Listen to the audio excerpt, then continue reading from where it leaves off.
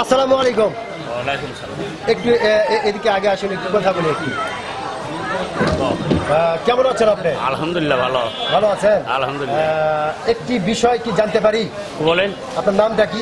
উমর আলী। উমর আলী, বাহ, খুব সাহসী একটা নাম এবং আপনার নামের মাঝে অসংখ্য গণতন্ত্র লুকিয়ে আছে। একটি বিষয় আপনি জানাবেন, আপনি কি ভোটার হয়েছেন? জি।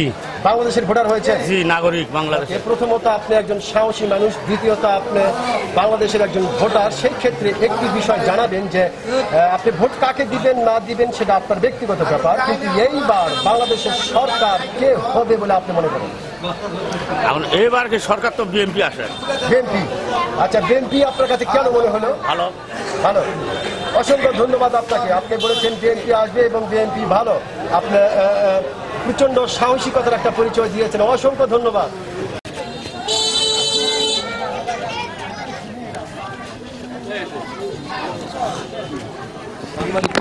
আসসালামু আলাইকুম। কেমন আছেন? আলহামদুলিল্লাহ ভালো।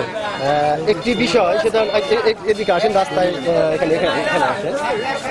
একটি বিষয় যে সর্বপ্রথম আপনার নামটা জানতে পারি?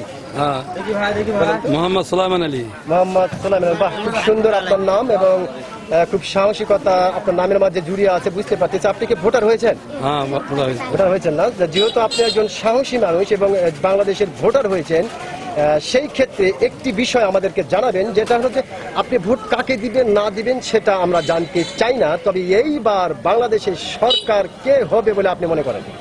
জামাত। এখন আমরা জামাত করি, সেই হিসাবে তো বোঝা যায় যে জামাতের প্রভাবটা ভালো। আচ্ছা, মানে যেহেতু আপনি জামাতকে সাপোর্ট করেন আগের থেকেই, এবং যেহেতু জামাতকে সাপোর্ট করেন, ভালোবাসেন, সেই ক্ষেত্রে জামাতের আশাটা করবেন, এটা স্বাভাবিক ব্যাপার।